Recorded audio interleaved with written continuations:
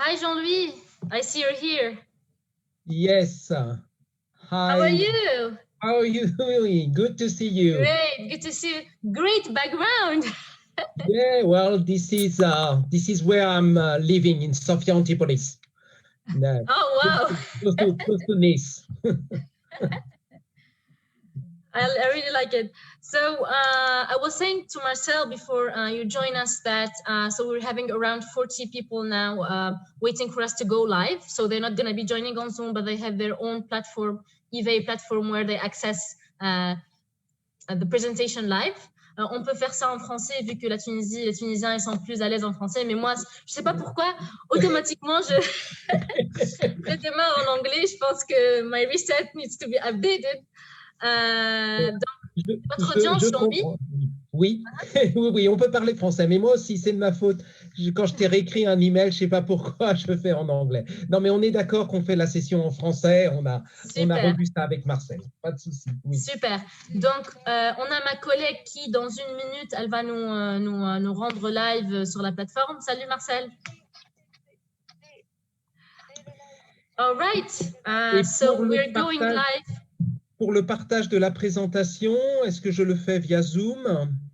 Yes, you can do it via Zoom. So we're going live right now. 3, 2, 1. Hello, everybody. We're super excited to have you again, as usual, joining us in our program, Ins and Outs of Ecosystem Building. So I see that we have people that didn't join us before. So I want to take just a few seconds to remind you guys what we're doing in this program and what's the purpose behind it. So this program is actually a fruit of a collaboration between Smart Capital, and I'm myself part of Smart Capital, and Projet Innovi European Union for Innovation.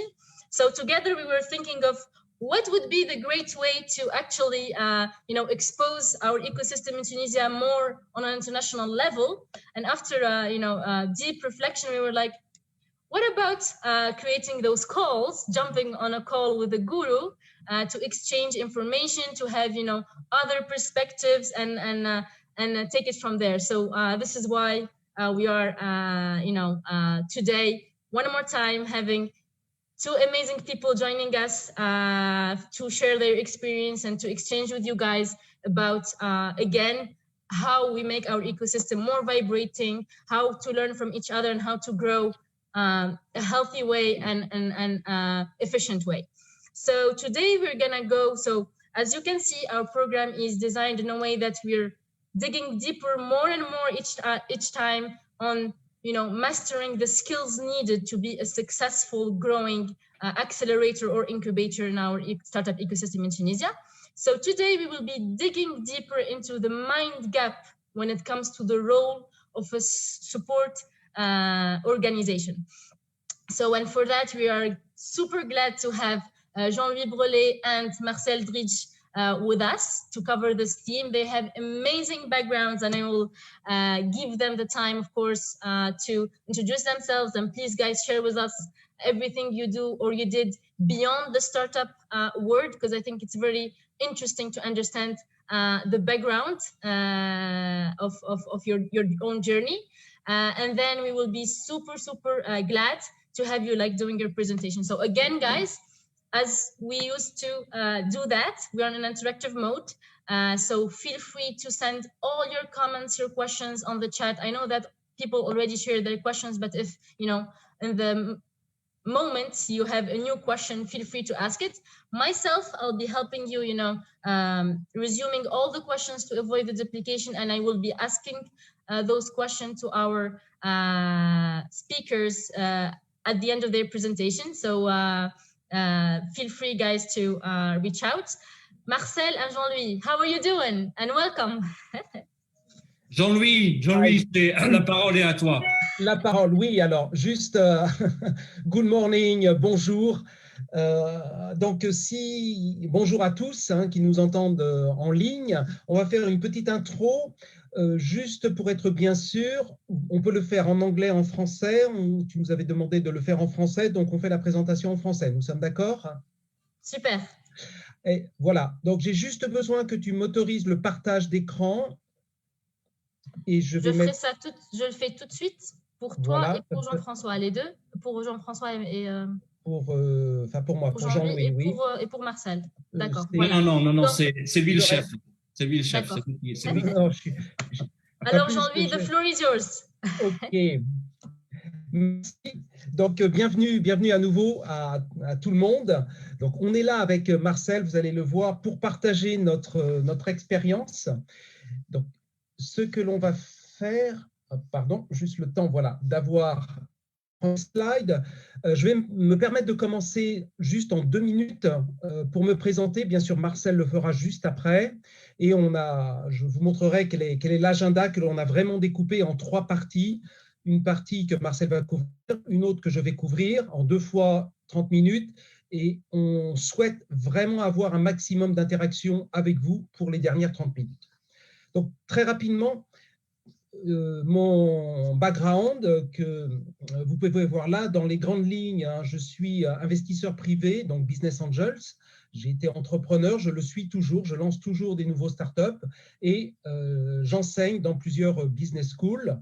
Donc, en quelques mots, là où j'en suis venu à l'investissement, c'est quand je travaillais pour une société américaine de la Silicon Valley en microélectronique, en intelligence artificielle aujourd'hui, mais sur l'aspect hardware, où j'ai commencé à manager le fonds qui était un fonds professionnel d'investissement stratégique avant que je décide de faire ça il y a une quinzaine d'années pour moi-même. Donc aujourd'hui, je me consacre à plein temps aux startups dans lesquelles j'ai investi, à de l'accompagnement et à de la formation. Et donc, mes points d'expertise principaux, j'enseigne l'entrepreneuriat dans des grandes business schools en France surtout. C'est la finance, mais la finance qui est dédiée pour l'investissement, pour les startups ou pour les accélérateurs et les business angels. Et enfin, tout ce qui est stratégie d'innovation, qui est même le cœur d'une société que j'ai créée il y a maintenant 7 ans. Juste pour vous donner 2 points. Pourquoi on souhaite partager avec vous? Vous avez un premier chiffre ici, qui vient d'une étude, Harvard Business School. 75% en général des startups ne vont pas rembourser leurs actionnaires. Et donc, quand on est un accélérateur, on va chercher à comprendre pourquoi. Donc, je ne réponds pas à cette première question, c'est le but de notre présentation. Un deuxième chiffre qui nous paraît très important, peut-être encore plus important que le premier, la moitié, 50% des startups ne survivent pas après 5 ans.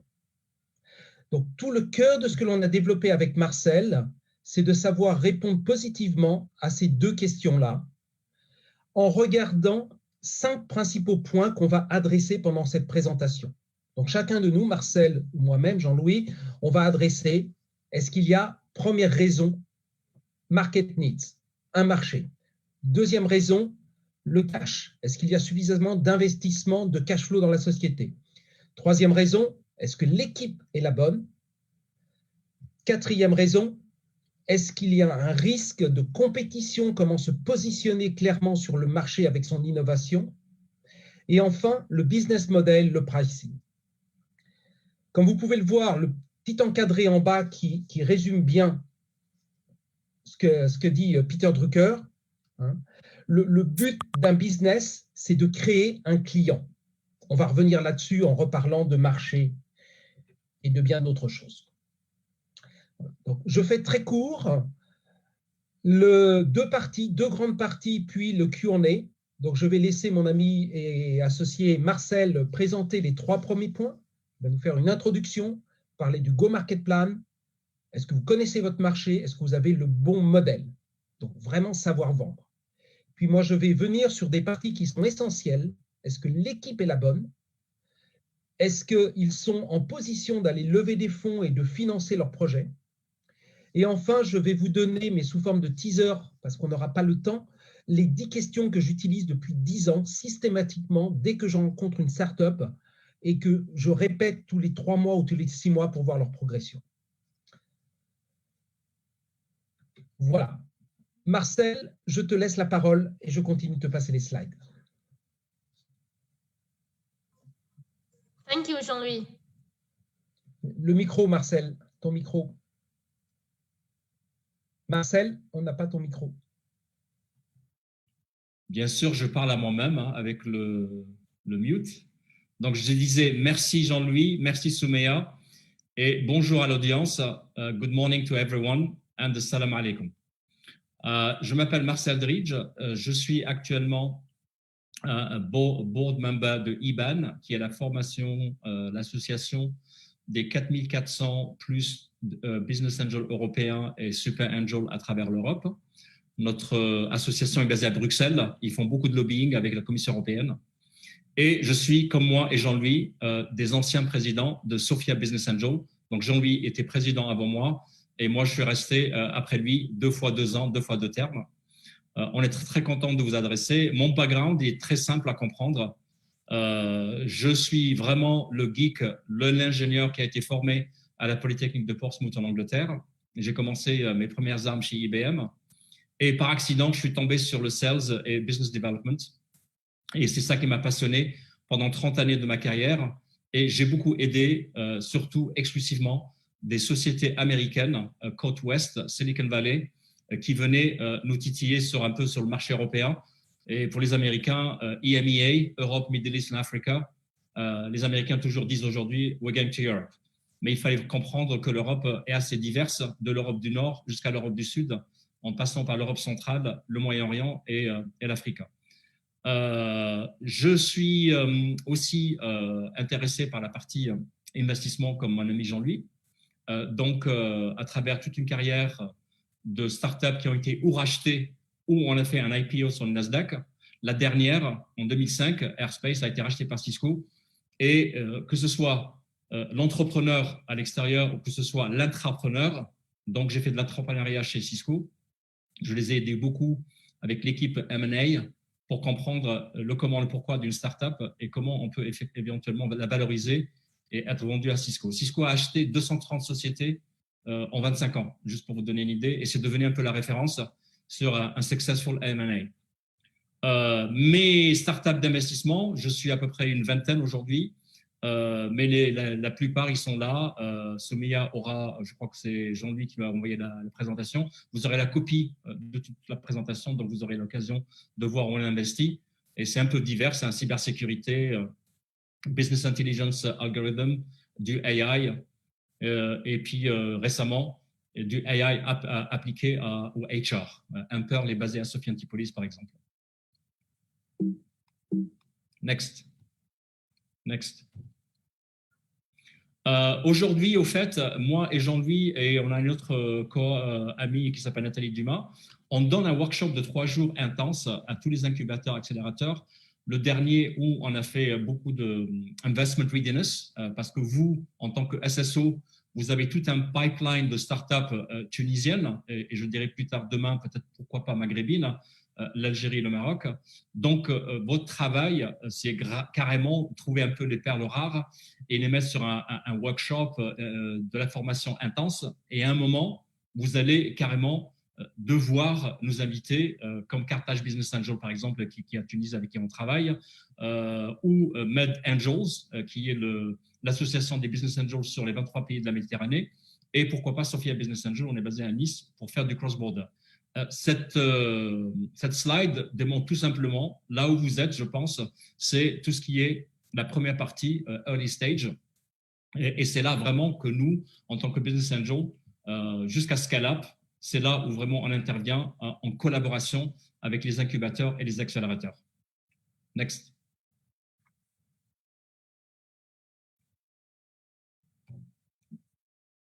On a toujours demandé, typiquement, qu'est-ce qu'un business angel recherche avant qu'il investit. On a bien sûr un agenda de ROI, c'est tout à fait normal, mais il y a des choses très, très, très importantes, surtout au-delà de la valeur que la boîte a créée pour sa propre équipe et pour sa propre journey, le long de leur parcours. Il y a aussi des choses que nous, on regarde de très près, et je vous donne quelques exemples ici. Je pose la question toujours à l'entrepreneur, est-ce qu'il a eu la chance de casser sa tirelire pour mettre son propre argent ou demander à ses parents ou à ses amis pour mettre un peu d'argent? La partie marché, elle est très, très importante. On aura l'occasion de parler plus tard. De l'IP, je pense qu'en Tunisie et en Algérie et au Maroc, il y a un truc extraordinaire qui arrive là-bas. On a vraiment, vraiment, vraiment des ingénieurs de haute volée et la partie IP, elle est très importante à monétiser au-delà du produit lui-même. Chez SBA, en général, on est plutôt dans la robotique, sustainable energy, l'espace, la science, medtech, et en général, on ne cherche pas des projets de recherche, quoique un incubateur ou un accélérateur comme en Tunisie travaille beaucoup avec des universités qui font de la recherche. Et à un moment, ils les aident à arriver jusqu'à la start-up. Et le dernier pour nous est très, très important, c'est la génération de revenus, le business, hein, comment vous monétisez votre idée, faire du scale-up et peut-être chercher une exit, que ce soit sur le second marché, lever des fonds ou peut-être être acquis par un grand groupe. Next slide, my friend.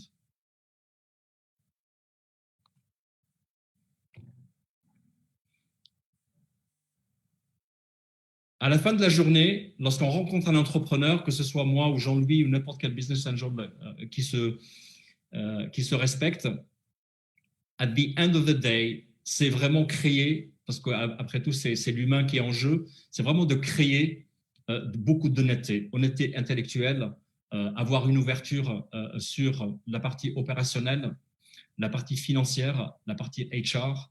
Et moi, j'ai toujours dit à n'importe quel entrepreneur, s'il te plaît, n'essaie pas de faire des high expectations en sachant que tu vas délivrer en dessous de l'expectation. Moi, je suis quelqu'un vraiment, en tant qu'investisseur, j'ai toujours poussé l'entrepreneur à faire du low expectation et surprendre tout le monde, faire une delivery higher. Pourquoi? Parce qu'on devient beaucoup plus crédible dans l'exécution du business plan. Une chose aussi qui est très typique de la région MENA, que ce soit en Tunisie, j'ai eu la chance de travailler avec Noman Fahri, avec mon ami Hicham, avec Wefa, avec Sofiane Amar, et j'ai constaté qu'en Tunisie, vous avez beaucoup de talent, et un potentiel énorme d'avoir la grande pépite, un unicorn, peut-être plusieurs, mais la chose qui est très commune en Afrique en général, c'est surtout le côté big picture. On a tendance à être un tout petit peu shy. J'ai un marché, c'est la Tunisie. Demain, je partirai au Maghreb, Nord-Africa, et peut-être je partirai en Afrique. Donc, moi, j'ai toujours encouragé cet écosystème to think big. Pourquoi pas avec le SaaS aujourd'hui, avec Internet, avec toute la possibilité qu'on a sur le web, pourquoi pas ne pas conquérir le monde. Voilà un peu le message que j'essaye de livrer aux organisations d'incubateurs, accélérateurs, vraiment d'accompagner l'entrepreneur et de dire think big. Day one. Next slide, my friend. Autre chose aussi, j'ai toujours dit à l'entrepreneur, lorsqu'on vient dans des incubateurs, des accélérateurs, moi et Jean-Louis, on fait beaucoup de mentorat, on fait beaucoup de coaching, que ce soit en remote, à des sessions dans la semaine, ou des fois, Covid oblige, avant le Covid et peut-être bientôt après qu'on a une vaccination et que le monde devient normal.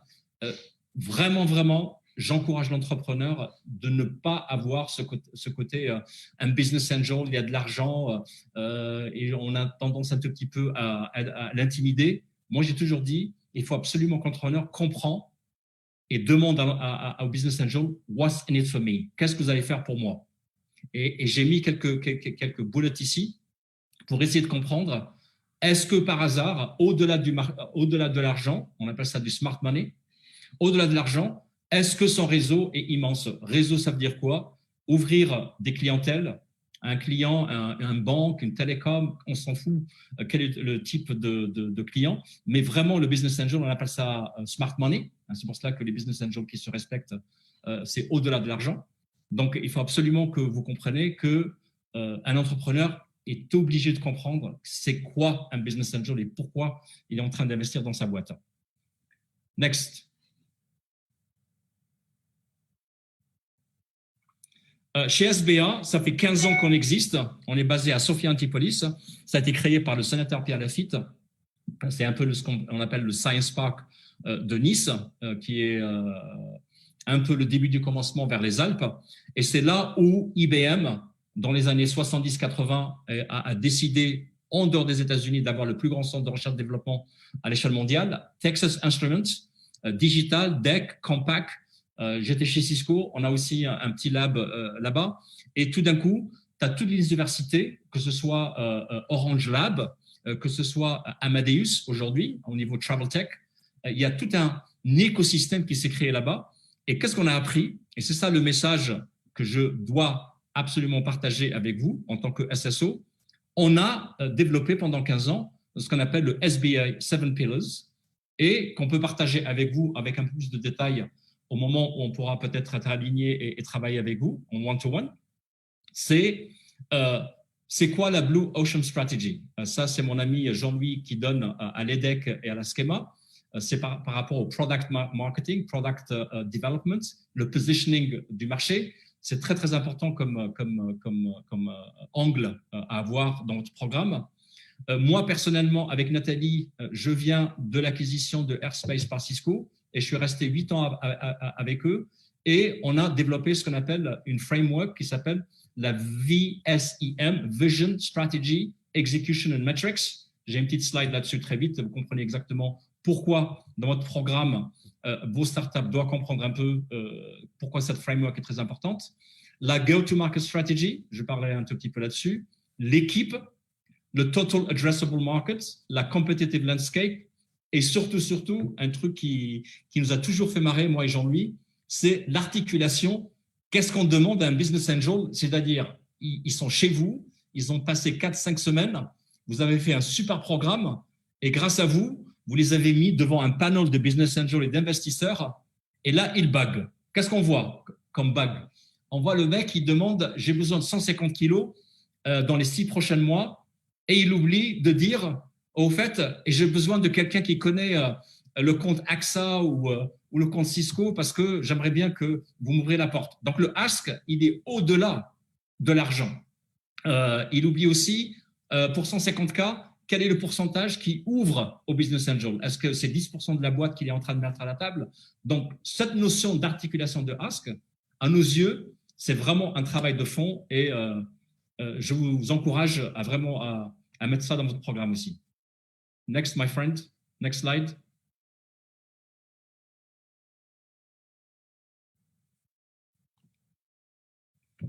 Donc, le VSEM, c'est Nathalie Dumas.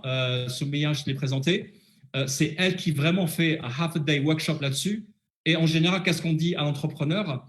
L'entrepreneur, lorsqu'il se réveille le premier jour et qu'il a l'idée, etc., et qu'il va se lancer, la vision générale, même les grosses boîtes qui ont été une start-up, qui sont devenues des grands groupes, la vision générale, c'est très, très rarement où ça change. C'est vraiment le cœur de l'ADN de l'entreprise. La stratégie, parce qu'on s'est trompé de go-to-market strategy, parce qu'on s'est gouré, est-ce que c'est de la vente de distribution, est-ce que c'est des B2B, B2B2C? On peut se tromper, on peut faire un pivot, mais la stratégie, elle change constamment. Et puis, l'exécution, que ce soit l'équipe de marketing ou l'équipe commerciale ou les ingénieurs, ça serait dommage qu'il n'y ait pas de l'exécution et les metrics, c'est de mettre des KPI et de dire dans les 90 jours, chacun doit absolument exécuter ce que la société a décidé. Next slide.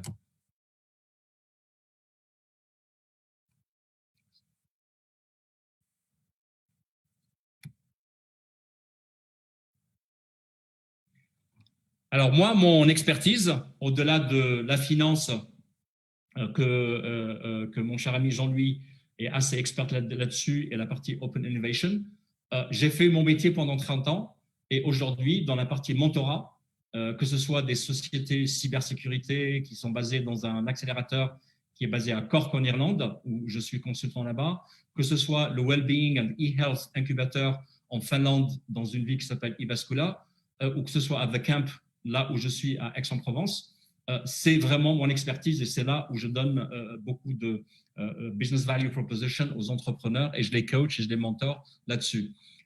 Vraiment les 4 points essentiels dans votre workshop lorsque vous commencez à faire votre programme dans votre accélérateur ou incubateur. Vraiment, il faut absolument que l'entrepreneur, il a l'idée, il a le prototype, il a l'équipe, il a tout ce qu'il faut. Mais à un moment, c'est très marrant, jusqu'à aujourd'hui, à l'échelle mondiale, lorsqu'on rencontre une start-up, des fois, ils ont du mal à répondre à ce genre de questions. Qu'est-ce que vous vendez? Des fois, ils vous parlent, est-ce que c'est du hardware, est-ce que c'est du software, est-ce que c'est des services? C'est incroyable. Donc, c'est très important de comprendre qu'est-ce qu'ils sont en train de vendre. Autre chose aussi où je trouve pas mal de jobs à faire et de travail de fond à faire, vous allez vendre à qui? Ça paraît tout à fait une question toute simple. Et là, je vous donne des exemples. Est-ce que c'est des grands groupes? Est-ce que c'est vraiment le end user, hein, c'est la partie B2C? Est-ce que c'est de l'OEM? Beaucoup de startups tunisiennes, par exemple, j'ai rencontré 2 ou 3, et ils n'ont même pas eu la notion du white labeling, c'est-à-dire qu'ils ont une technologie extraordinaire entre les mains, mais ils s'obsèdent à l'idée d'aller faire une usine, de produire et après vendre. Alors que je leur dis, peut-être qu'il faut faire une licence, un genre de pay as you grow model, avec un white labeling. On appelle ça la marque blanche, avec des grands groupes qui n'ont pas ce genre de technologie. Donc, le who are you selling to, c'est vraiment un travail de fond à faire. Et puis après, le côté no-brainer, comment vous allez accéder au marché? Est-ce que vous êtes un modèle SaaS et de chez vous en Tunisie, vous allez attaquer le marché mondial et il n'y a pas de souci avec ça? Mais si c'est une combinaison de hardware et de logiciels, peut-être que vous avez besoin de partenaires. Et les partenaires que vous avez besoin à Dubaï ne sont pas les mêmes en Finlande ou au Danemark ou en Allemagne ou en France pour l'Europe du Sud. Donc, c'est très important aussi de comprendre qui sont les partenaires où vous allez attaquer le marché. Et puis, il y a une démarche dans le sales en général, la partie go-to-market, mais comment vous allez carrément mettre en avant votre technologie à part le web en général où on explique what do we do, etc. Mais il y a autre chose. Les social networks aujourd'hui, ils sont devenus absolument, au niveau digital marketing, digital hacking, ils sont devenus vraiment une source de business development extraordinaire. Les salons, aujourd'hui, comme vous le savez, Covid oblige, on a beaucoup de salons en ligne aujourd'hui et il y a des salons qui sont assez pertinents. Je devais être au GITEX à Dubaï. Je crois que c'est le premier salon pendant 2020 qui a été ouvert en présentiel. Et là, c'est vraiment une occasion extraordinaire parce que les Dubaïotes, ils ont compris qu'ils ont tout fait pour le Covid. Mais moi, à titre personnel, je ne me suis pas pris la tête de ne pas partir là-bas parce qu'au niveau Covid, il faut faire très attention. Next.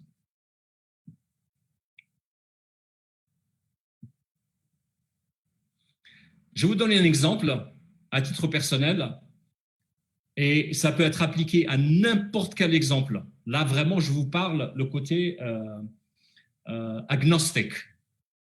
Hardware, software, et cette société, c'est une société américaine avec qui j'ai consulté pendant 6 mois. Et c'était juste pour vous mettre un peu en bouche, un entrepreneur qui a une équipe commerciale et lui dit maintenant, ça y est, tu as tout. Tu as tout. Tu as la price list, tu as les produits, tu as tout ce qu'il faut, démerde-toi, va vendre. Donc, en fait, c'est exactement ce que la société m'a demandé pendant 6 mois.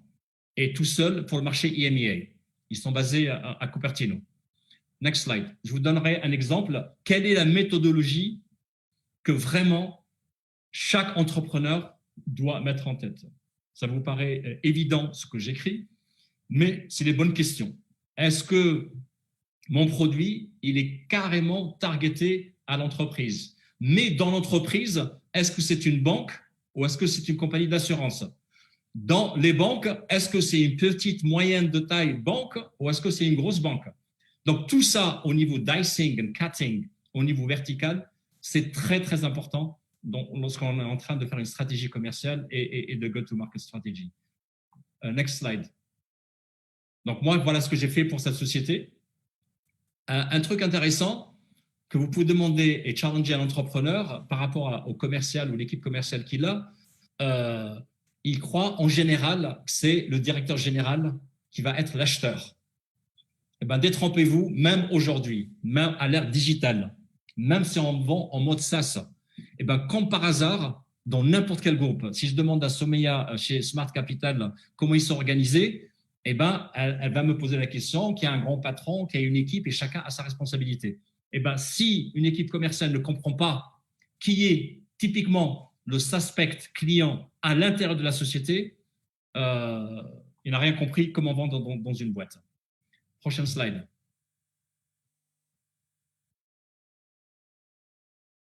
ignorer la technologie ici. Hein. C'était juste pour vous comprendre. Ça y est, vous avez un client, vous savez que c'est le directeur de l'informatique ou peut-être le CTO de la boîte qui est le client qui va valider votre société. À un moment, posez-vous la question et être à l'écoute du client. Quels sont les challenges? Il se peut que cette société-là a déjà un concurrent à l'intérieur de la société. Il faut absolument vous prendre un tout petit peu le challenge de dire c'est quoi le challenge de cette boîte par rapport au contexte de ma solution. Et là, je vous donne des exemples. Comment à gauche est le challenge technique et comment à droite, moi par rapport à ma technologie, de ce que je représentais ici chez Anuta Network, quelle était ma réponse au client pour que je sois aligné avec la demande du client. Next slide. J'ai 6 minutes. Next slide. La partie structure, c'est de comprendre avec la même solution. Je suis horrifié par rapport de voir beaucoup d'entrepreneurs avec la même solution dans une grosse boîte, dans un grand groupe. Eh bien, il y a plusieurs clients. Dans un grand groupe, il y a des silos. Il y a beaucoup de gens qui vont se focaliser sur le HR et ils s'arrêtent là. Et ils n'ont pas compris qu'ils sont rentrés dans un grand groupe et ils vont être autosatisfaits d'avoir fait 200 000 € de chiffre d'affaires et il met le nom AXA. Ouais, bingo.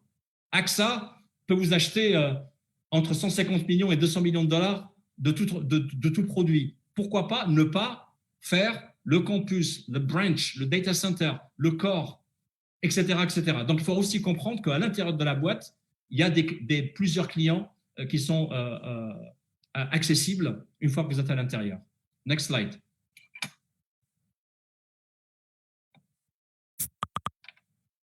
Next slide. J'aurai l'occasion de toute façon, Soumia va envoyer la next slide.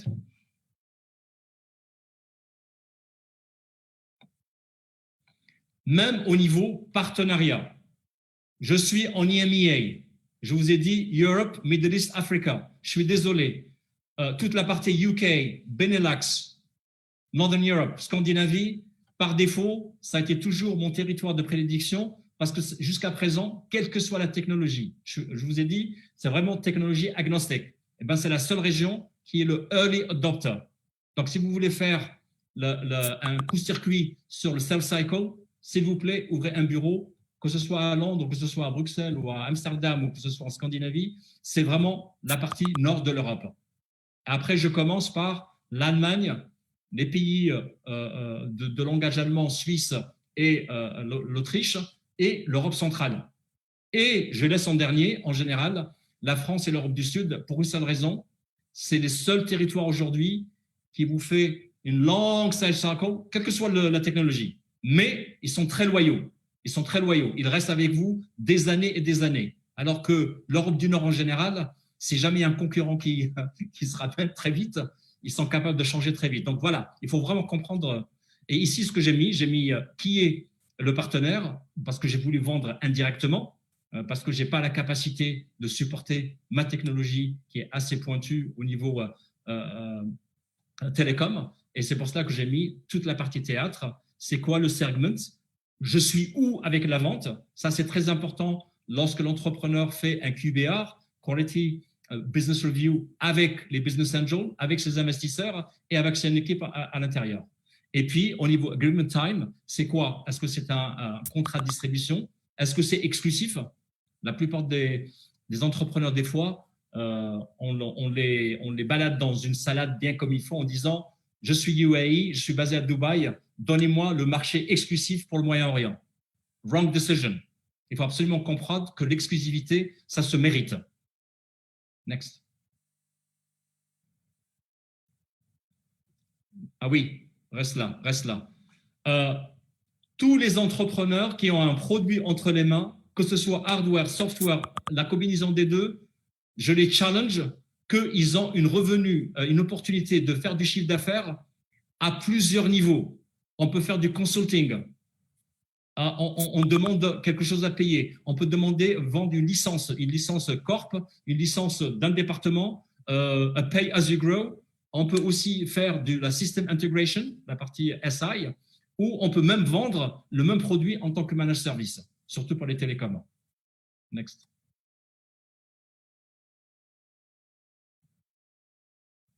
Next. Alors celle-là, je challenge tous les SSO à la bien regarder parce qu'au fait, tous les entrepreneurs viennent avec une super slide et ils disent « My total addressable market, c'est 17 billion. » Ouais! La source, elle est où? Comment tu as fait? Donc ça, il faut absolument que vous travaillez là-dessus. Pour moi, ça, c'est une journée de travail ou peut-être plus qu'une journée. C'est très, très important de comprendre c'est quoi le top-down. Et même dans le top-down, j'aimerais bien voir au bottom du slide une petite astérix. C'est quoi la source? Beaucoup d'entrepreneurs oublient même la source d'où ils ont ramené le chiffre d'affaires. Et puis faire beaucoup de travail avant que vous faites la slide que mon total market, il est de 17 milliards et moi, j'attaque les 10% de ce marché. Ça ne marche pas comme ça. Il faut absolument faire beaucoup de travail là-dessus. Next slide. Competitive landscape. J'adore cette slide. J'adore cette slide. Vous comprenez le côté slide que vous avez vu ou en grid, hein, avec des carreaux, ou apparemment en XY, et vous dites que je suis à droite par rapport à la concurrence. Non, non, avant que tu dis ça, il faut absolument regarder dans le détail qu'est-ce que j'attends de voir au niveau competitive landscape. J'entends de temps en temps, j'ai pas de concurrence. J'aimerais bien le croire, mais je dis peut-être que la personne n'a pas fait de homework.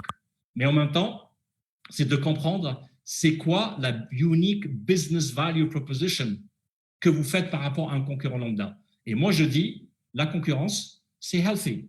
Il faut avoir de la concurrence parce que ça nous challenge au niveau des prix, ça nous challenge au produit des features, la partie technique de notre capacité du produit, etc., etc. Donc, cette slide pour moi, la partie competitive landscape, jusqu'à présent, on la voit toujours, elle est assez weak. De temps en temps, on est un peu agréablement surpris que la personne a fait un super travail là-dessus.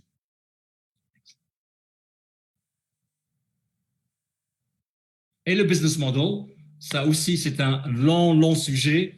À la fin de la journée, ce que j'écris ici, c'est vraiment pour comprendre qu'on a l'idée, on a tout ce qu'il faut, mais à la fin, how are you going to monetize it? How are you going to monetize it? Et je vous ai donné un exemple, je crois que c'est ma dernière slide, Jean-Louis. Je suis top dans les 30 minutes. Next. Je vous ai donné un truc exhaustif.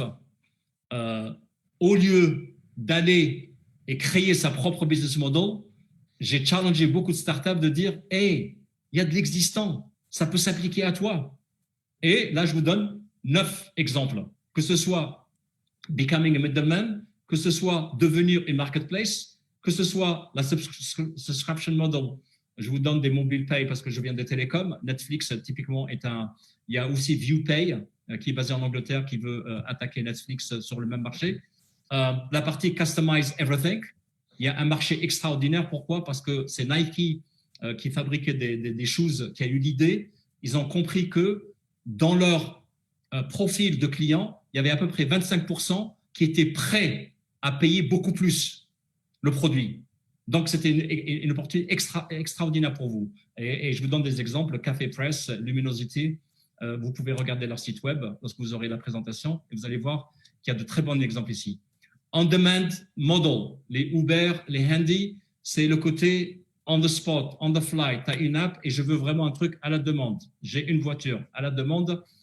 J'ai besoin Handy, j'ai besoin d'une perceuse ou j'ai besoin d'un outil. C'est instantanément, il faut absolument que je le voie. La partie direct sales model, je ne sais pas si vous vous rappelez, les Avon, c'est surtout pour les bonnes femmes et tout ce qui est cosmétique, machin à la maison, la femme qui fait un genre de party autour d'un café. Et il y a pas mal d'opportunités dans ce genre de business à tous les niveaux, que ce soit la mode, que ce soit autre chose. Le premier model, ma startup qui s'appelle Faveo, qui est basée à Lausanne, elle vient de la Polytechnique de Lausanne. Ils font un algorithme sur le langage sémantique pour avoir des news pertinents sur de la business intelligence.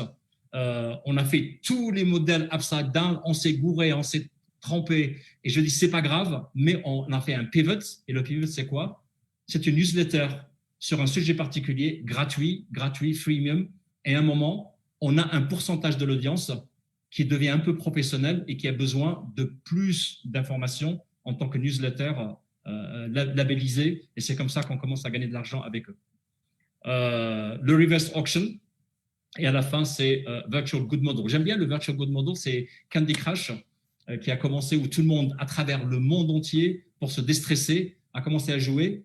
Et tout d'un coup, c'est un genre de modèle hybride entre la partie, comment on appelle ça, freemium, et le côté je m'éclate, je me déstresse, c'est gratuit.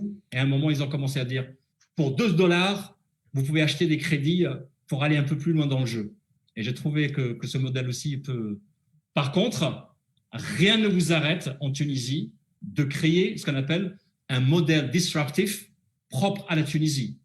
Parce que ce modèle disruptif peut être copié ou peut être émulé ou peut être utilisé pour toute l'Afrique, par exemple, ou pour le reste du monde. Donc, il ne faut pas non plus regarder ça comme si c'était la référence. Je suis en train de vous expliquer, l'innovation peut aussi arriver dans le business model, créer un business model complètement à l'avance des autres. Next slide. Je crois que ça y est, j'ai fait le tour. T'as vu? Je regarde, Jean-Louis, j'ai fait exactement 34 minutes. Je t'ai chopé 4 minutes. Et je te les donne bien volontiers, mon cher Marcel, parce que ce que tu as partagé avec toute l'audience, c'est absolument essentiel. Tu es passionné et je pense que c'est cette passion qui nous anime. Hein, je me permets de le dire également. Il faut, lorsqu'on travaille avec ces startups qui, elles aussi, sont passionnées, mais sont en général trop tournées vers leur innovation, pensant que ça va se vendre tout seul, les éléments qui sont les éléments que tu as partagés, c'est au cœur. Et c'est effectivement aux SSO, aux accélérateurs, à tout le monde de les aider à bien comprendre ça, que ça ne va pas se vendre tout seul, que le business model est important, qu'il faut faire des pivots. Je vais poursuivre avec d'autres éléments qui sont tout aussi importants, surtout la manière de les aborder. Ce premier élément, c'est l'équipe. On entend très souvent dire, à juste titre, que l'équipe est primordiale lorsque l'on regarde une start-up. Maintenant, c'est comment vous allez, vous, les SSO, analyser cette équipe. Là, je prends, vous voyez le nom d'une école dans laquelle j'enseigne l'entrepreneuriat, Schema. Je viens juste de terminer la semaine dernière ce cours. Là, je vais juste en 2 slides essayer de vous expliquer qu'on s'appuie sur des études qui ont été faites aux États-Unis et en France, et Harvard et l'INSEAD, peu importe, des grandes écoles qui se sont penchées sur faut-il créer tout seul? Faut-il créer avec des partenaires? Si on est 2, si on est 3, faut-il créer en partageant le capital à part égale? Si on a besoin d'autres ressources, comment fait-on? Toutes ces questions ne sont pas évidentes. Et c'est à vous d'accompagner les startups et de comprendre comment les startups se sont construites. Quand elles arrivent, et ça c'est une des questions essentielles que je pose toujours au tout début, vous allez me dire, vous êtes une équipe. Est-ce que vous avez créé tout seul? Très bien. Si vous créez tout seul, comme vous voyez sur mon slide, vous avez besoin de vous entourer. Vous n'allez pas monter un business tout seul. Il y a de très, très rares exceptions et on ne parle pas vraiment de business. Donc, vous allez devoir embaucher. Est-ce que vous avez les moyens d'embaucher? Comment vous allez attirer des investisseurs qui vont devenir des partenaires? Comme Marcel l'a souligné, le réseau, le network, c'est essentiel. Un jour, vous allez devoir aussi grossir, passer votre poste opérationnel, etc. En général, j'ai observé que depuis 15 ans que je fais de l'investissement, on est beaucoup plus dans la case centrale. La case centrale, c'est que vous voyez 2, 3, 4, 5 personnes se regrouper pour créer une start-up. Ça peut être très bien, mais attention aux pièges. Quelles sont les relations? Est-ce que les rôles sont bien distribués? Est-ce qu'ils représentent quelque chose? Comment chacun va être rétribué? Pourquoi tout ça, c'est essentiel? C'est essentiel parce que c'est ce qui permet de construire le capital de la société. Et quand on est SSO, quand on est investisseur, on ne met pas juste un ticket de temps. C'est la partie financière qui est tout en bas sur ce slide. On va investir sur une équipe humaine. Cette équipe humaine au sens large, c'est ce que je viens de décrire. Donc, on veut comprendre comment l'équipe actuelle s'articule et puis surtout les accompagner lorsqu'ils vont grandir. Et on investit aussi sur ce que j'appelle ici le social capital, qui est probablement le plus important, qui est l'ensemble de l'écosystème dont la start-up aura besoin. Vous, les SSO, les accélérateurs, vous faites partie de ce capital. Une start-up avec ou sans vous ne fera pas du tout la même chose. Est-ce que c'est le bon réseau? Est-ce que tout ça, ça a été prévu? Donc là, tout ça, c'est un des premiers volets sur lequel je vous fais juste un petit teaser, qui est quelque chose qui est essentiel et sur lequel il y a au moins une demi-journée de travail pour comprendre comment interroger, comment aller dans les détails. Mais c'est le point qui est le premier point, un de mes premiers piliers, que je rajoute à ceux partagés évidemment par Marcel, hein, donc qui est le pilier équipe, mais équipe au sens très large. Le deuxième point, tout aussi essentiel, mais très rarement bien préparé par les startups, ce n'est pas un reproche que je leur fais. Ils ont énormément besoin d'être accompagnés sur la partie finance. Avec mon collègue et ami Marcel, on écoute, on participe à des jurys de pitch, quelques dizaines, quelques centaines par an, voire même plus. On a une grille de notation, c'est quelque chose que l'on pourra vous partager, qui a été définie par notre club, où tous les deux, Marcel a été dernièrement président, j'ai été également président. Et dans cette grille, on note les différents points. Il y a 2 points sur la finance. L'observation, elle est la même depuis 15 ans. Les points qui sont les points sur lesquels il y a le plus de travail et d'accompagnement à faire, c'est très généralement sur la partie finance. Encore une fois, ce n'est pas pour blâmer qui que ce soit, c'est pour savoir qu'est-ce qu'il va falloir améliorer, travailler, aider les startups pour qu'elles se développent vraiment. Sur ce cours, qui est ce cours de Financing New Venture, donc on parle vraiment de finances appliquées aux startups, il y a tout un certain nombre d'éléments qu'il faut qu'ils soient bien compris. Le tout premier, pour moi, il est tout simple. C'est déjà qu'il n'y ait pas de confusion dans l'esprit de la startup entre ce qu'on va appeler la comptabilité et ce qu'on va appeler la finance. La comptabilité, c'est l'historique. Un comptable, il enregistre l'historique. Et en général, la startup a peu d'historique. Donc, c'est le premier point dans les Key Financial Statements de comprendre comment le comptable va faire son travail. Maintenant, ce qui nous intéresse, c'est la partie qui est la partie forecast, que vous voyez en bas de mon slide, et surtout la partie droite. Les aider à construire un financial model. Je pense que tout le monde comprend, et Marcel l'a extrêmement bien décrit, l'importance d'un business model. Pour moi, à mes yeux, et d'expérience, construire un financial model tout aussi solide, c'est tout aussi important sur le long terme. Très peu de startups arrivent, même en sachant ce que c'est. Et c'est là où votre expérience, votre accompagnement, il va être primordial. Le dernier point, qu'est-ce que c'est? Comment on le met en place? Comment on va pouvoir construire sur un plan qui doit être un plan long terme, qui va être révisé, un plan à 5 ans? Le budgeting, le forecasting, l'allocation du budget, la croissance organique ou pas. Préparer, mais ce n'est pas que ça, ce n'est qu'un bullet point, préparer l'investissement, que ce soit de l'investissement en capital, en dette. Et la dernière partie, qui est une partie essentielle, savoir évaluer, valoriser sa start-up. Il ne s'agit pas de dire je vais aller lever de l'argent et je lève de l'argent, j'arrive, ma start-up vaut 1 million, 2 millions, 5 millions. Et quand on pose la question en général à toutes ces startups, d'où est-ce que ça vient? Il y a très peu de réponses crédibles. Il faut les accompagner pour construire, et ça c'est une partie aussi des workshops que l'on anime, comment on se prépare à une levée de fonds. Quelle est la valorisation que je vais pouvoir défendre? Quels vont être les différents types de fonds auxquels je vais avoir accès? Chaque pays va être spécifique. La Tunisie a des ressources que n'aura pas un autre pays, et inversement. Quelle est la bonne stratégie pour moi? Et enfin, tout ça, ça doit se résumer dans ce qu'on appelle le term sheet, qui va permettre d'aller trouver des investisseurs pour leur présenter un plan qui soit un plan construit avec un financial model qui tienne la route, tout comme on a construit le business model. Donc, pour résumer ce que je suis en train d'essayer d'expliquer, hein, Et ça, c'est un des slides qui est le dernier slide d'un cours qui fait, dans sa version courte, il fait une demi-journée. Quand je l'enseigne en Executive MBA à l'EDEC, qui est une des business schools que certains doivent connaître en France, c'est un cours de 3 jours pour couvrir tout ça. Juste pour que vous compreniez.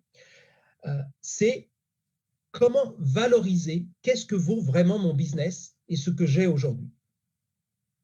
C'est comprendre qu'il y a 3 grandes catégories et il faut les faire les 3 systématiquement. La première, elle est toute simple, on l'entend très souvent, mais il faut l'avoir en tête. Ça m'a coûté combien? Alors attention, ça ne m'a pas coûté combien pour une start-up uniquement en monnaie, ça m'a coûté combien en temps? Ça fait 6 mois que je travaille à plein temps sur ce projet ou ça fait 5 ans que je développe ça à mi-temps. Donc, ce temps qui est du temps investi, il doit être valorisé tout comme l'argent qui a pu être mis au début. Si je devais le refaire, replacement cost, c'est ça la vraie valeur, combien ça coûterait aujourd'hui, même à un grand groupe qui voudrait faire la même chose que moi? Est-ce qu'ils en seraient capables ou pas? Donc, c'est une première approche qui permet de mieux comprendre ce que vaut la start-up et de les aider à comprendre ça. La deuxième, elle est au milieu, elle n'est pas au milieu par hasard, c'est l'approche marché. Si je vais sur le marché, si je regarde des sociétés qui sont des sociétés comparables, même si j'estime que ma compétition, elle n'est pas directe parce que je suis unique, parce que j'ai fait aussi, mon ami Marcel l'a mentionné, le Blue Ocean Strategy Workshop, qui cherche à bien positionner une innovation sur le marché. Si vous avez un marché, il y a de la compétition. La start-up qui me dit « j'ai pas de compétition », moi je réponds bah, « c'est bien dommage parce que vous n'avez pas de marché ». Et bien sûr, on développe derrière. Donc là, le point de comparaison, il y a toujours un point de comparaison sur le marché. Et si vous avez bien suivi, et la start-up a bien suivi tout ce que Marcel développe en go-to-market stratégie, c'est une partie de cette valorisation. Et puis, le dernier, bah, il est financier. Ça s'appelle du discounted cash flow. Je ne rentrerai pas là dans les détails, mais c'est important de savoir comment un business angels, avec un regard un peu plus financier, comment surtout des venture capitalistes, des investisseurs professionnels vont faire pour évaluer financièrement. Donc, pour synthétiser, pour ceux d'entre vous qui ne seraient pas familiers avec cette méthode, le principe est simple, il ne faut pas se laisser impressionner par les équations derrière. C'est de se dire, ma start-up, elle n'a pas encore vendu ou elle va juste commencer à vendre. Combien va-t-elle générer de cash flow et de bénéfices dans les 5 ans? Et je ramène ces bénéfices au jour d'aujourd'hui. Donc, c'est le discounted du cash flow qui va être généré pour dire financièrement, voilà combien ça vaut. La manière d'évaluer, ça va être une combinaison de tout ça. Vous comprendrez facilement qu'une start-up qui va arriver devant des investisseurs que vous aurez préparés et qui saura répondre à toutes ces questions, qui sera au courant de ces différentes méthodes, sera en bien meilleure position vis-à-vis d'investisseurs potentiels et vis-à-vis de son marché, beaucoup plus solide que si, je ne sais pas, je pense que ça vaut 2 millions. Pourquoi? Bon, parce que dans la Silicon Valley, elles valent toutes 10 millions. Donc, voilà. Donc, vous voyez, je plaisante bien sûr, où je veux en venir. Donc, votre rôle, et pour moi, c'est vraiment essentiel de SSO, c'est savoir accompagner, voire transmettre au travers de workshops ou d'autres choses, ce qui va leur permettre de faire la bonne augmentation de capital, excusez-moi, je vois les termes anglais, mais sachant que parfois on le fait en anglais comme en français avec mon ami Marcel, et que la valorisation d'une start-up, en fait, c'est tout simple. C'est une négociation qui va s'engager avec des partenaires, que ces partenaires soient des investisseurs, que ces partenaires soient des sociétés qui vont accompagner la start-up. Et ensuite, comme je le mets en bas, la partie fundraising, la partie vraiment augmentation de capital, et je suis sûr que parmi l'audience, vous avez déjà pas mal d'expérience, ce ne sont que des maths. Il faut juste les comprendre et bien les connaître. Donc ça, c'est une des parties qui est une partie essentielle pour moi. Et pour rester dans le timing, je vais partager assez rapidement ce qui est l'objet aussi d'un workshop d'une journée, d'une méthode que j'emploie depuis 10 ans, sur laquelle j'ai basé ma propre société de consultants autour de ça, autour du Blue Ocean Strategy et autour de 10 questions. Vous allez voir, les questions sont simples et il faut qu'elles soient simples, mais ce sont les réponses, l'interaction avec les startups qui vont faire toute la différence. Mon expérience de plus de 10 ans, de ces savoir écouter les réponses des startups à ces 10 questions, vont permettre de faire, et ça c'est mon petit tag si vous voulez, slogan Innovation in Action, de mettre en mouvement l'innovation des startups que vous accompagnez. Le but, il est là. Le but, c'est vraiment de prendre une startup où très généralement, en early stage, ils ont plus un esprit d'innovateur, voire d'invention. Je pourrais revenir sur la différence entre ces deux points. Pour les amener, comme on l'a très bien vu, et vous voyez qu'il y a des éléments couverts par Marcel et des éléments que je couvre, avec des marchés bien spécifiques, avec des business models bien spécifiques, avec une partie financial modeling bien spécifique, à avoir des revenus.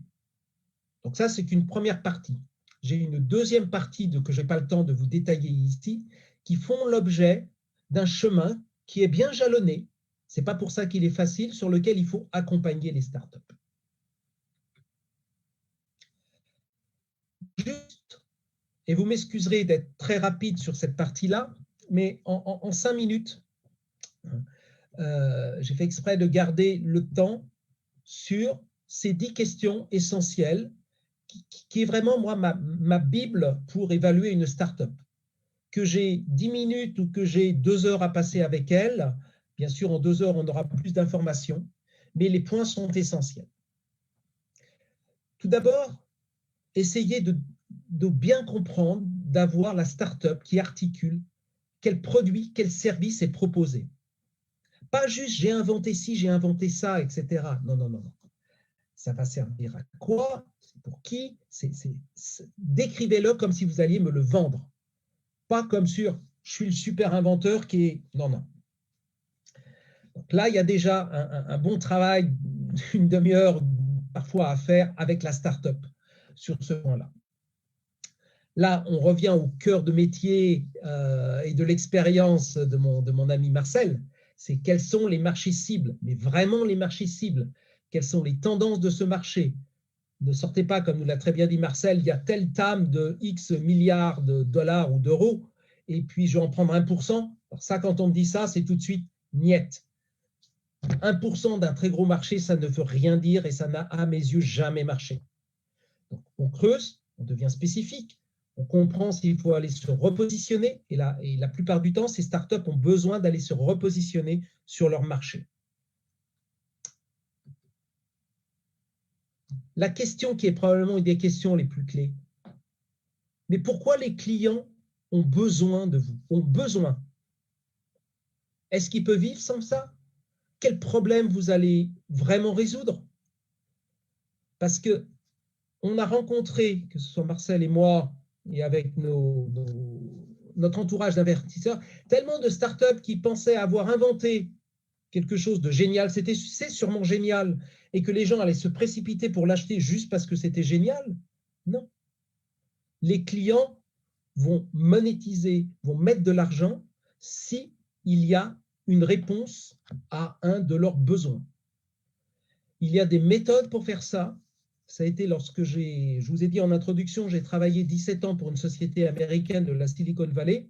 Une grande partie de mon job avec mon équipe, c'était aussi dans les télécoms principalement, d'aller interroger de par le monde, en Europe, au Japon, ça c'était les territoires que je m'étais réservés, les clients, comprendre. Et donc là, il y a énormément à faire aussi au niveau des startups. Et puis on continue d'affiner. On continue d'affiner en se demandant, est-ce que ce produit, ça répond, est-ce que c'est une menace ou une opportunité? C'est deux choses complètement différentes sur lesquelles il faut bien comprendre, est-ce qu'on va se substituer à quelque chose d'existant? Est-ce qu'on apporte quelque chose de nouveau? Une voiture électrique. Une voiture électrique, avant tout, elle vient se substituer aux voitures qui sont les voitures thermiques.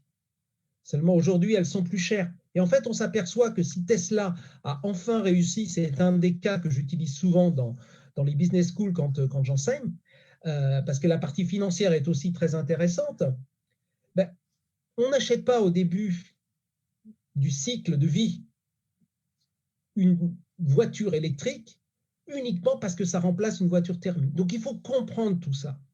Et il faut pousser la start-up. Certaines ont fait le travail, d'autres pas. Comment l'entreprise va gagner? Quel est le plan? Quelle est la stratégie derrière tout ça? Donc ça, c'est une question toute simple. Comme je l'ai dit, les questions sont simples. Les réponses demandent à être travaillées en profondeur et bien comprises. Et la capacité aux startups à répondre et à articuler, voire on les voit continuer de réfléchir, quelles sont les applications, les usages, les fonctions spécifiques, à quoi ça peut servir, à qui ça peut être vendu, comment ce produit va se positionner dans l'offre globale de l'entreprise, son modèle économique qui est le business model. Encore une fois, Marcel l'a souligné, même une petite entreprise, une petite start-up a plus qu'un produit ou service à vendre. C'est la première chose que je fais quand je rentre en accompagnement de start-up, souvent après un investissement. Tout ça, il faut aller détailler tout ça. Comment ça va s'inscrire? Quels sont les canaux de vente, etc. Vous voyez qu'on revient très souvent à cette partie go-to-market que Marcel a détaillée. Quelle est la vraie taille du marché ciblé? Donc, rappelez-vous, on ne me sort pas 1% d'un marché de 100 milliards, ça n'a jamais marché, et ce n'est pas vrai, ça n'est pas concret. Il faut quelque chose qui soit étayé, quelque chose qui soit étudié. Et enfin, ce que beaucoup oublient et qui est peut-être le dernier point, et ce n'est pas par hasard que c'est la dernière question, quels sont les risques potentiels? Ne me dites pas que votre start-up, elle est merveilleuse. Oui, bien sûr, elle est merveilleuse. Mais votre rôle de SSO, c'est vraiment de pousser l'analyse de ce risque. Il y aura des choses qui ne vont pas marcher, il y aura des pivots, il y aura des changements, il y aura le marché va évoluer, etc., etc. Bien connaître les risques, c'est savoir y répondre à 50%. On ne sait pas tous les adresser, ça n'existe pas, il n'y a pas de baguette magique. Mais la start-up, entre la start-up qui a analysé ses risques, ou que vous aidez à analyser les risques, qui sait vous répondre, et la start-up qui vous regarde avec des grands yeux en disant bah, les risques, bah non, moi j'ai une super innovation, tout le monde va venir l'acheter. Vous avez un travail qui n'est pas du tout le même à faire, c'est une question de maturité de start-up. Donc j'en arrive à mon dernier slide, puisqu'on s'est promis avec Marcel de vous laisser la parole une demi-heure, et c'est essentiel pour nous de pouvoir répondre à vos questions. Il faut globalement, pour accompagner une start-up, comprendre sa stratégie et mettre au cœur son produit, son service. Mais tout ça, ça va s'articuler autour du pôle innovation. Ça va s'articuler autour du pôle client et marché et toutes les opportunités. Je vais terminer par une petite quote également d'Eric Rice, qui a écrit beaucoup de livres aux États-Unis et qui m'ont, comme beaucoup d'ailleurs, qui m'ont beaucoup inspiré. La start-up, est-ce qu'elle a vraiment compris ce que le client veut vraiment, pas ce qu'elle pense que le client veut? Et ça, c'est essentiel. Une fois que la start-up que vous accompagnez comprend ça, il y a de grandes chances qu'on ne l'appelle plus start-up et qu'elle devienne une TPE ou une PME. Voilà, je m'arrête là pour garder cette demi-heure si précieuse à nos yeux avec Marcel pour pouvoir répondre tous les deux aux questions de l'auditoire. Merci beaucoup Jean-Louis, merci beaucoup Marcel pour cette belle présentation avec des vraiment tips hands-on. C'est vraiment des choses pratiques, c'est pas de la théorie, c'est vraiment hands-on et personnellement j'ai adoré. On lance aussi un surveil en parlant là pour notre audience aussi. On aimerait bien avoir votre feedback. Donc, n'hésitez pas. Vous avez sur votre plateforme une partie qui s'appelle Activité. Vous cliquez dessus, vous allez avoir une question où vous pouvez partager avec nous votre feedback. Donc, merci beaucoup à vous deux. Donc, on a condensé en parallèle quelques questions pour vous. Elles sont nombreuses. On a fait de notre mieux de les rendre un peu, let's say, très targeted to our subject for today. Donc, la première question, elle m'a fait franchement rire. Donc, je vous la pose. Comment détecter un entrepreneur qui fait du bullshit? Comment le détecter dans un entretien? Ça, vraiment, c'est… Donc, voilà, the floor is yours. Go ahead. Alors, je vais… Marcel, tu n'as pas le temps que tu mettes ton micro. Je vais juste… Je vais juste… Je disais, je te laissais la grâce. Ah bon, alors je répète. Voilà. Je te laissais la grâce. Au revoir. Alors, au risque peut-être de décevoir dans ma réponse, toutes nos réponses, que ce soit Marcel ou moi, sont basées sur notre expérience. Il y a en général, si vous voulez, un sentiment où très vite on va comprendre dans ses réponses aux questions. J'ai un peu envie de revenir, voilà. Poser des questions qui sont un peu toujours les mêmes permet assez vite de détecter la personne, l'entrepreneur qu'il y a en face. Est-ce que tout ça c'est vrai, c'est étayé? Parce qu'on ne peut pas aller tout vérifier ou pas. Maintenant, je vais vous dire humblement, il y a 5 ans, avec 2 autres investisseurs, j'ai investi donc au travers de notre club SBA dans une société où on s'est trompé. On s'est complètement trompé sur l'entrepreneur qui effectivement nous a complètement baladé. Alors c'est une sur une vingtaine d'investissements. Et il faut savoir que ça a été très loin puisqu'on est en justice aujourd'hui avec cet entrepreneur. Donc c'est quelque chose à prendre très au sérieux. Mais je n'ai pas de recette magique puisque j'avoue humblement qu'il y a 5 ans, on s'était trompé. Marcel. Moi, je vais compléter par rapport à Jean-Louis. Mais j'adore la question, hein, le côté bullshit, j'adore, parce qu'on les rencontre tout le temps. Rassurer la personne qui l'a posé. Moi, à titre personnel, pour compléter Jean-Louis, avec le temps, surtout parce que je suis commercial, 30 ans, je rencontre le client. Le client, des fois, il est content, des fois, il est énervé, des fois, quel que soit X, la boîte, elle va mal. Donc, j'ai appris avec le temps, on appelle la science du body language. Le body language, pour moi, est très, très, très important. Est-ce qu'il y a un élément de trust qui se dégage? Est-ce qu'il y a un élément de passion qui se dégage? Est-ce que la personne n'est pas en train de chercher comment terminer sa phrase? Il y a plein de trucs comme ça que j'utilise. Mais il y a un truc qui ne trompe pas pour moi, et des fois je les surprends. Je pose la question, qui est votre mentor? Avec qui vous avez travaillé?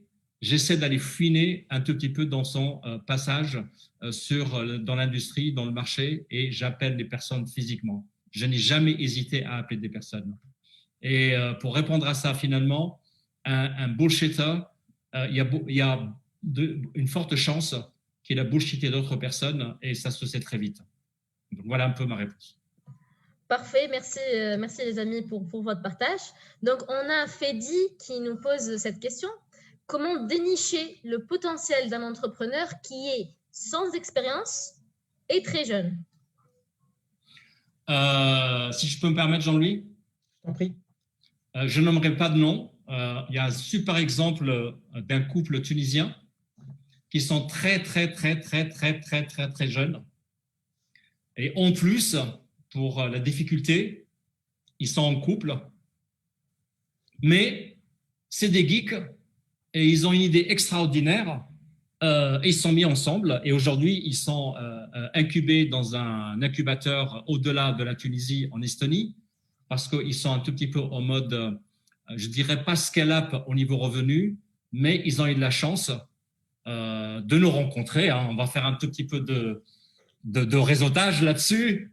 Moi et Jean-Louis, on a eu la chance de les mentorer pendant 3 jours en Tunisie et puis on les a invités à venir pitcher un tout petit peu se mesurer à des startups irlandaises. Il y avait 2 startups irlandaises, cybersécurité. Il y avait 2 ou 3, je crois, danoises, autrichiennes, 2 de Sophia Antipolis, 1 parisienne. Et ils sont venus et ils ont gagné ce qu'on appelle notre International Venture Academy. On donne en général 3 prix. Et le premier prix, c'était The Most Ready for Finance. Donc, ça vous dit, je dis, ra, ra, ra, viva Tunisia. Et la chose qui était extraordinaire, c'est leur maturité. C'est le jeune âge, c'est une chose, mais on les a complètement déstabilisés, on les a challengés et ils sont restés eux-mêmes solides, plein de confiance et de self-awareness. Et aujourd'hui, je les ai aidés avec l'incubateur qui est en Estonie et on est en train de travailler avec une société à Shanghai qui fabriquent un certain produit parce qu'on les a convaincus, ce n'est pas un fabricant, mais qu'ils gardent leur technologie et du IP au niveau intelligence artificielle. Et ça se passe très bien pour eux. Donc pour moi, un jeune, je vous parle de moi en tant que business angel, je laisserai Jean-Louis parler dans son expérience. On ne juge pas, on n'est pas dans le jugement parce qu'il n'a pas d'expérience, qu'il n'a pas. Un entrepreneur en général, franchement, s'il a sa storytelling qui tient la route et on va un tout petit peu le challenger, on ne juge pas sur l'âge. Je ne dis pas que d'autres business angels ne jugent pas, mais nous, dans notre club Sophia Business Angel, on a eu pas mal de jeunes. Je ne sais pas si tu te rappelles, Jean-Louis, le jeune Allemand qui est venu parler de la musique et de l'algorithme, comment apprendre la musique avec de l'algorithme à intelligence artificielle. Donc voilà, je te laisse compléter, Jean-Louis, mais pour moi, je fais abstraction à ça. Alors, juste très court, parce que je pense qu'il y a beaucoup de questions. Dénicher le potentiel d'un jeune entrepreneur ou moins jeune, on est en phase, bien sûr, avec Marcel. Il faut le confronter avec d'autres. C'est pour ça que l'on fait énormément de pitch contest, on a notre Venture Academy, etc. Je vais faire très simple, là. C'est comme si vous me demandez, est-ce que ce jeune qui prétend être très bon aux échecs, il est vraiment bon aux échecs ou pas? Quel que soit son âge, on le fait jouer, on le fait participer et on voit tout de suite ce qu'il en ressort. Exactement la même chose avec un jeune entrepreneur. Et on peut commencer très jeune, regardez les grands, très grands, les Bill Gates, les Steve Jobs, à quel âge ils ont commencé. Super, franchement, c'est des réponses pertinentes. Je vais aussi partager le feedback au fur et à mesure. Je ne vais pas seulement vous bombarder par les questions. Donc, vous êtes apparemment connus en Tunisie. On a Mouné Slim qui nous envoie un message qui nous dit « C'est toujours un plaisir de retrouver Marcel et Jean-Louis.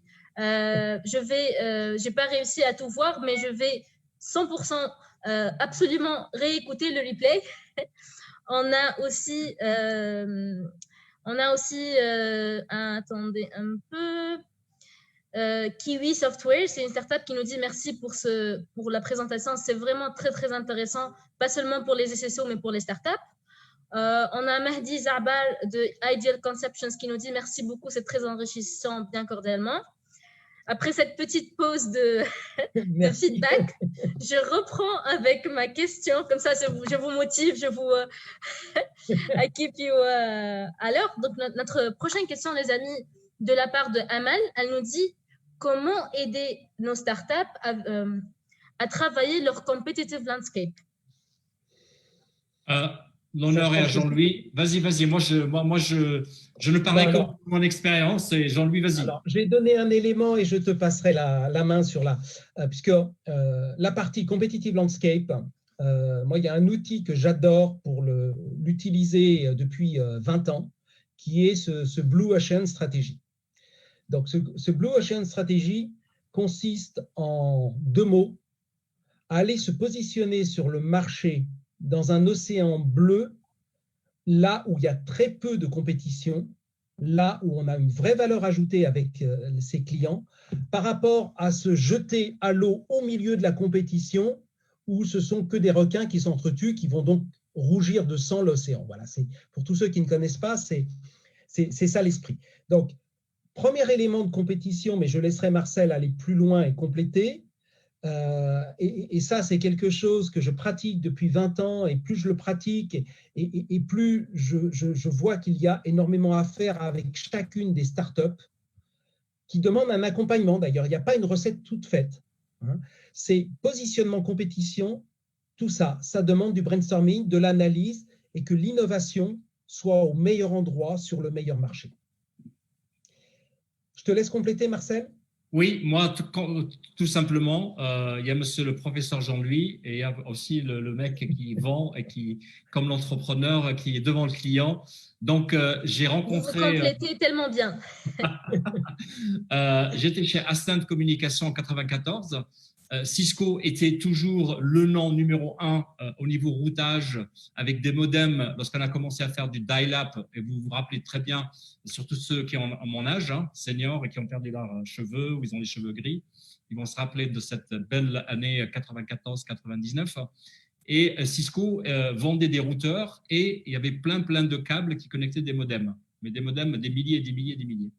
Une petite société qui s'appelle Ascent Communication a compris l'enjeu du CAPEX et du OPEX chez les télécoms parce que au niveau technologie, au niveau comment on peut faire de la maintenance et comment on va servir le plan exponentiel d'utilisateurs sur Internet. Donc, il fallait vendre moins de boîtes, mais servir des milliers et des milliers, beaucoup plus que Cisco faisait. Ben, tout simplement, on a mis 500 chips, des chipsets Texas Instruments, hein, ça vient de ton industrie, mon cher ami Jean-Louis, on les a mis dans le même footprint qu'un routeur Cisco. Donc, il y avait le routage, il y avait la partie switching dedans, dans la boîte, mais on a mis 500 modems, mais au lieu que ce soit des boîtes extérieures avec des câbles, ben, c'est devenu des chipsets à l'intérieur. À Send, on n'a jamais vendu sur la technologie. On a juste dit, si vous allez très rapidement pour être un Internet Service Provider, eh ben, on avait le footprint. Moralité de l'histoire, Cisco est passé de 0 en 4 ans à 1,7 milliard et on les a vendus à Lucent Technologies en 99 à 21 milliards de dollars. Vous pouvez suivre ça à l'histoire sur le… Et la dernière que j'ai faite, c'est Airspace, Wi-Fi. Cisco était dans le Wi-Fi, mais ils n'ont pas compris c'était quoi la problématique de l'industrie. Et la problématique de l'industrie, Wi-Fi 1.0, c'était des points d'accès DAM non intelligents et c'était très lourd à gérer et même à installer.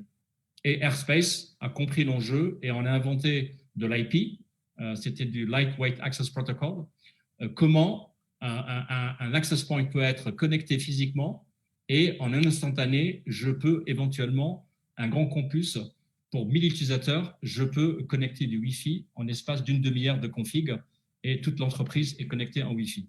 Et ça a été racheté par Cisco.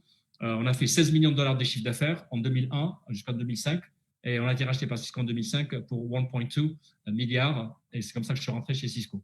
Pourquoi je parle de ça? La concurrence à la fin de la journée, je ferme les oreilles si quelqu'un je dis j'ai pas de concurrent.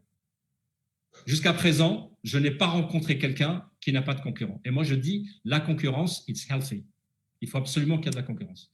Par contre, essayer de comprendre pourquoi on est différent de l'autre, c'est ça l'arme principale que je peux utiliser vis-à-vis de ma concurrence.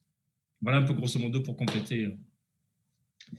Et si je peux me permettre juste une petite phrase que j'utilise assez souvent quand je travaille avec ces startups. La compétition, elle ne doit pas être subie, elle doit être choisie. Ça ne doit pas être subi, ça doit être choisi. Voilà, je laisse tout le monde réfléchir à ce que ça peut vouloir dire, mais derrière, ça résume ce qu'on vient de dire tous les deux avec Marcel. Appel à réflexion, voilà. Super. Alors, on a une question de Samy qui nous dit « Est-ce qu'il faut se focaliser plutôt sur des startups qui ont des marchés en Tunisie ou plutôt qui ont des marchés dans le monde entier ?» Très bonne question parce que moi et Jean-Louis, on est venus chez, je crois que c'est, comment ça s'appelle, Biat Labs, chez Factory 319 en Tunisie. Là, on a été séduits par la Tunisie. Au fait, c'est le côté créativité et le côté IP potentiel que je peux comparer avec l'Algérie où ils sont complètement en retard. Et le Maroc, je dirais, en deuxième position. Moi et Norman, par exemple, on est en train de regarder comment on peut créer un business angel de la diaspora maghrébine pour aider justement l'internalisation des startups tunisiennes, marocaines et algériennes. Et là où c'est pertinent par rapport à cette question, je dis, il faut toujours challenger l'entrepreneur. La Tunisie, c'est un marché. Oui, c'est un marché. Mais bien sûr que c'est un marché. Et Jean-Louis, il a dit, si vous voulez avoir une TPE ou une PME, why not? Pourquoi pas? Il y a un marché sur n'importe quoi, technologique, être un vendeur, revendeur d'un produit importé et être distributeur. Mais ce que je dis par rapport au SSO, il faut absolument encourager la nouvelle donne qui est mondiale. Et on a, je crois que j'ai une étude que je peux envoyer à Soumeya pour partager sur la région MENA, où on dit que la région MENA, j'inclus la Tunisie dedans, on est à peu près à 51% de la perception des Européens qu'on a des talents. Les talents, ils sont là. Il n'y a aucun souci pour ça. Mais là où on est un peu shy, on est un peu timide, on est un peu réservé, c'est de dire, oui, la Tunisie, et puis après, je vais partir à côté, peut-être l'Algérie, et puis après le Maroc, puis l'Afrique. Moi, je dis, il faut les challenger. I am local and yet global. Et le meilleur exemple que Jean-Louis et moi ont connu, et que vous connaissez très bien, c'est un petit pays qui s'appelle Israël. Je ne sais pas si c'est pas le bon exemple dans ce contexte-là, mais moi, je vois ça à l'échelle mondiale, donc je partage avec vous. Ils ont commencé il y a 30 ans par la même problématique que les Tunisiens se pensent aujourd'hui. On est un petit pays, small total addressable market. Qu'est-ce qu'on va vendre? Peanuts. Et cette évidence, qu'est-ce qu'elle a fait? Elle dit, OK, on garde les talents. Si vous regardez au niveau IP, ce qui se passe en Israël aujourd'hui, c'est extraordinaire. Par contre, why can't we go to the States? Pour les Tunisiens, les Marocains et les Algériens, je pense qu'on peut utiliser l'Europe comme un genre de tremplin pour l'international. Donc, les Israéliens ont décidé d'aller aux États-Unis pour marketing and sales. Pourquoi ils ont fait ça? Parce que lorsqu'on fait du marketing and sales à l'étranger et qu'on fait un revenu extraordinaire, eh ben, ils disent qu'entre 30 à 40% du revenu revient au pays. Et c'est comme ça qu'ils ont le côté sustainable pour que les talents ne subissent pas le brain drain. Et on a tous ces talents qui quittent le pays d'origine pour aller ailleurs. Donc, moi, je vous donnerai le même conseil. Je dis, challenger les startups pour être local. Bien sûr, je vous ai parlé de la startup du couple tunisien jeune.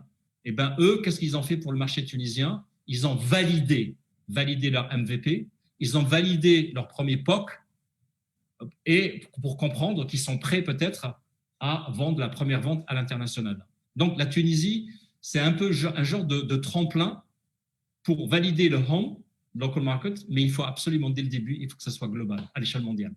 C'est ça, mon avis, à aider les SSO à vraiment… Si c'est un petit marché, peut-être que les SSO doivent réfléchir un peu quelle est leur mission, en fait, dans le pays. C'est comment créer des emplois, comment garder le talent localement, et en même temps, faire une success story, made in Tunisia. C'est comme ça que je le vois. Makes perfectly sense. Jean-Louis, tu veux ajouter quelque chose? Allez, je vais ajouter 2 points très rapides. Le premier point, on s'appuie beaucoup sur nos expériences, Marcel et moi. Là, cette année, donc, je suis administrateur de la Fédération Angels en France, en charge des relations internationales. Et c'est la seule chose que je fais pour eux, à part siéger au conseil d'administration. Et ce que l'on vient de lancer comme initiative, c'est une initiative des Business Angels francophones, où on a bien sûr, on va avoir la France, la Belgique, les Québécois, une partie des Suisses, mais un certain nombre de pays d'Afrique, dont la Tunisie. Et ceux qui sont les plus actifs comme Business Angels, groupe de Business Angels en Tunisie, alors bien sûr, j'ai inclus Cartas Business Angels, mais c'est un nouveau groupe de femmes Business Angels qui s'appelle Doumia, qui ont une énergie qui est absolument extraordinaire. Et ça, c'est très important pour les startups d'être accompagnés par des Business Angels tunisiens ou tunisiennes, je devrais dire, en l'occurrence. Ça, c'est le premier élément. Et le deuxième élément, je voudrais juste comprendre et faire comprendre à tout le monde que pour moi, un pays comme la Tunisie va se tourner beaucoup plus vite et beaucoup plus facilement vers l'international parce que vous avez ça ancré en vous et les entrepreneurs tunisiens ont ça et on le voit très vite. Alors que là, j'accompagne une start-up qui est une start-up française, des jeunes, ils sont 4, ils ont entre 25 et 26 ans et ça fait 3 mois que je leur dis, mais ouvrez-vous tout de suite au marché international. Les startups françaises, voire américaines, vont commencer à regarder leur dire, oh, bah, quand dans 2 ans, 3 ans. Non, ce n'est pas la bonne attitude. Global, tout de suite, si le marché, bien sûr, est un marché global. Et ça, la Tunisie, aujourd'hui, j'en suis convaincu, les entrepreneurs tunisiens ont ça dans le sang et ont un avantage vis-à-vis d'autres entrepreneurs qu'on va trouver en Europe qui pensent qu'on va faire ça step by step. 100%. Ce que j'aime bien dans notre thématique avec vous, les amis, aujourd'hui, c'est que non seulement cette présentation est pertinente pour la SSO elle-même, mais même s'il y a des startups aujourd'hui qui sont présentes, c'est aussi des tips pour eux, comment être attirant, que ce soit pour l'investisseur ou pour la SSO pour être pris. Donc, si vous êtes une startup qui nous écoute, think global from day one. Voilà. donc, pour reprendre, on a encore quelques questions. Donc, next one is, ça c'est un start-upper qui nous pose la question, il s'appelle Fahdi et il nous dit, quelles sont les régions propices selon vous deux au lancement d'une nouvelle technologie à adopter et il fait / tester. Alors, moi je vais lui répondre, je n'ai pas de réponse globale cette fois-ci. Il faudrait spécifiquement savoir de quelle technologie il parle.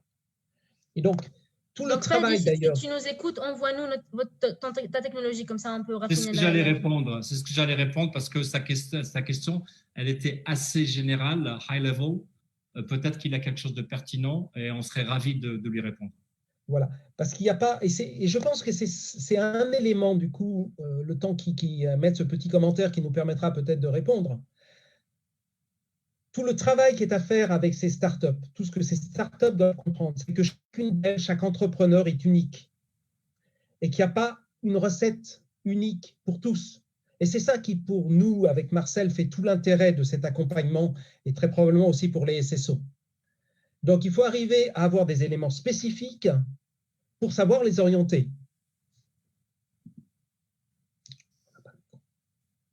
Soumaya, on n'a pas le son. Donc, oui, story of my life, mute, unmute. Donc, il nous dit, en fait, les early adapters de la health tech. OK. Moi, je peux répondre à ça parce que Jean-Louis et moi, on a déjà fini un programme dont on a parlé Soumeya. C'est avec notre amie Nina Rautenson, c'est elle qui lead la ville de Jyväskylä. Pour nos amis tunisiens qui ne connaissent pas cette ville, qui est à 400 km d'Helsinki, nous, on l'a découvert. Elle est connue mondialement pour les fans du rallye. Donc, c'est carrément le World Racing Rally. Donc, le maire a décidé, il y a 5 ans, de mettre cette ville au milieu de ce World Championship de rallye. Et en même temps, il a inventé un concept qui s'appelle le Business Rally. Et c'est comme ça que IBAN a sponsorisé ce genre d'événement où on part chaque année en Finlande pour faire ça. Qu'est-ce qu'ils ont fait de particulier? C'est un incubateur de e-health et de well-being. Il y avait 2 enjeux en Finlande pour un petit pays de 5 millions. Ils ont cartonné au niveau, comment on appelle ça, e-sport. E-sport, c'est vous regardez tous les top talents à l'échelle mondiale au niveau e-sport, vous allez trouver toujours des Finlandais. Et là, moi et Jean-Louis et Nathalie, on a fait un workshop de 3 jours en remote avec eux. Et je pense, si c'est pertinent pour le e-health dans ce contexte-là, je suis persuadé qu'il y a 2 endroits. Il y a PACA, et je laisse mon ami Jean-Louis parler de son ami qui est dans la biotech et dans tout ce qui est e-health. Je pense que le sud de la France, parce que Marseille, Nice, etc., sont ouverts vers la Méditerranée, et il y a eu toujours une belle histoire avec l'Afrique au niveau cross-border business et cross-border investment. Sinon, je lui conseillerais aussi de regarder, on sera ravis, à travers toi, Soumeya, de faire des connexions et de réseaux, parce qu'on est là pour le réseau hein, à la fin de la journée, de lui faire un contact là-bas. Mais eux, ils sont spécialisés là-dedans. Voilà. Je dirais PACA et la partie Finlande, où eux, ils sont plutôt, je dirais, ouverts vers l'international, mais ils commencent beaucoup par l'Europe du Nord. L'Europe du Nord, pour eux, c'est l'Allemagne, le Benelux, l'Angleterre, parce que l'anglais est tout à fait facile pour eux et c'est pas très loin. Ils ne veulent pas aller trop loin. Voilà un peu pourquoi j'ai dit, entre les deux, Jean-Louis, je te laisse terminer si tu as envie Écoute, de… je pense que tu l'as très très bien résumé. Donc oui, sur la Finlande, et je vais juste rajouter sur la France, PACA, mais en France, il existe près de 70 clubs de business angels. La plupart sont régionaux. Il y en a 3 aujourd'hui qui sont verticaux. Un de ces 3-là, c'est Angel Santé. Et là, on sait qu'une start-up va trouver le bon réseau, va trouver des interlocuteurs. Donc, la France n'est pas le seul pays pour faire ça. Il y a la Finlande, il y en a quelques autres. Mais la manière de trouver la meilleure des régions, ça va être de regarder est-ce qu'il y a des investisseurs, comme en France, qui sont regroupés autour des problématiques de la santé. Amazing, amazing. Merci beaucoup. Alors, on va prendre une dernière question, comme ça on est respectful. Dernière. Une dernière. Well, we're having 2 minutes to go. I mean, on a vraiment essayé avec l'équipe que je remercie qui ont vraiment condensé les questions de manière à ce que on a l'essentiel par rapport à la thématique. Donc notre question pour vous aujourd'hui, la dernière, c'est une start-up et on a Salma qui la pose. Pardon, c'est un accélérateur. Donc, elle dit je fais partie d'un accélérateur. C'est Salma. Merci beaucoup pour votre présentation. Quels sont les flags à éviter dans notre sourcing de start-up et entrepreneurs? Ça peut permettre de résumer beaucoup de choses. Alors, vas-y Jean-Louis. It's one question pour plusieurs questions. Vas-y Jean-Louis. Je vais me permettre de revenir de manière très succincte sur la manière dont Marcel et moi, on s'est préparés pour cette session. Je ne sais pas si tout le monde imagine, et toi, Soumaya, le plus gros challenge qu'on a eu. Le plus gros challenge, ça a été chacun de tenir dans 30 minutes et de faire toute cette session en 1h30. Il y a tellement de choses. Maintenant, je vais renvoyer à cette question sur les points clés, qui est quelque chose que j'ai dit tout à l'heure et qu'on observe. Les points clés, c'est chercher le client, le bon marché, etc. Le bon business model. Ça, c'est tout ce que Marcel a développé. Je le laisserai rajouter des choses. Mais tout à l'heure, j'ai fait une observation. Quand on entend des startups pitcher, elles se basent très souvent uniquement, elles parlent de leur innovation, de leurs produits, que ça va révolutionner le monde. Or, une startup, elle a besoin d'autre chose. Elle a besoin de l'équipe. On n'a pas eu de questions sur la partie équipe. Et surtout le financial modeling, qui n'est peut-être pas le premier point, mais qui va être la base qui va permettre à une société de grandir. Donc, ma réponse, ça va être juste de reprendre cet agenda qu'on a construit avec Marcel pour que ce soit justement ces points qui sont les points clés et ne pas oublier ceux sur lesquels on n'a pas eu de questions pour une raison ou pour une autre. Un beau résumé de cette belle présentation à vous deux. Marcel, je te laisse le dernier mot. Juste pas le fait qu'on a beaucoup d'expérience avec The Camp à Aix et puis Station F à Paris, mes amis de Cork Big en Irlande, nos amis sud-africains, nos amis UAE à Dubaï. Donc on a tellement de feedback. Au fait, bottom line pour les SSO, pitching, storytelling, pitching, corriger, pitching. J'ai toujours encouragé, que ce soit le SSO ou l'entrepreneur, il est en mode pitching all the time. Surtout l'elevator pitch, on rentre dans un ascenseur, en 1 minute, on doit absolument expliquer qu'est-ce qu'on est en train de faire. Donc vraiment, ce que j'adore avec les SSO, c'est des gens passionnés, ils vont faire un programme extraordinaire de knowledge transfer, ils vont ramener des experts et à la fin de la journée, il y a ce qu'on appelle un deal flow qui est en train de se créer et ce qui est très bien, c'est là où le business angel arrive à la fin de leur programme et être membre du jury et puis écouter la belle histoire que le SSO a préparée. Donc voilà, moi je dis c'est le côté pitching tout le temps et s'améliorer. Voilà. Amazing. Merci beaucoup. beaucoup. C'était vraiment un délice et notre audience a été enchantée aussi de vous avoir. Je partagerai avec vous le feedback, mais on a pas mal des merci, des bisous pour vous, de la chaleur et du remerciement, gratefulness de la Tunisie. Donc, vraiment, c'était très pertinent, je trouve. Donc, pour l'audience, je vous dis que cette session, elle va être accessible à toute personne qui voudrait lancer un accélérateur ou bien un incubateur qui voudrait se préparer pour cela. Donc, ça ne va pas être public, mais ça va être accès surtout à l'audience qui est présente aujourd'hui avec nous. Et pour toute personne qui voudrait avoir accès, on pourrait le faire pour elle. Donc n'hésitez pas. Si vous avez des commentaires par rapport à d'autres thématiques que vous voudriez qu'on prend en considération pour les futures sessions, n'hésitez pas. Donc, je vous remercie énormément, Marcel et Jean-Louis, et je vous donne le mot de fin. Dernière chose à dire à cet écosystème ambitieux. Viva Tunisia. Je suis persuadé que you guys are going to be very, very successful. You have talent.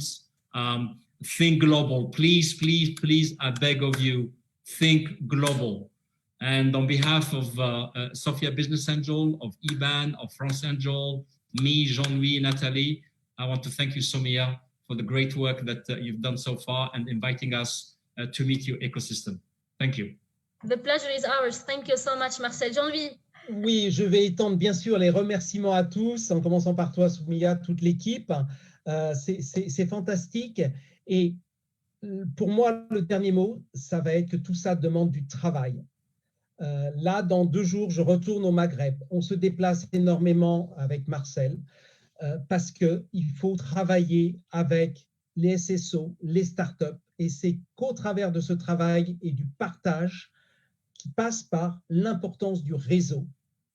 J'aimerais que ce soit le dernier mot qui résonne, que toutes ces startups vont pouvoir effectivement se développer.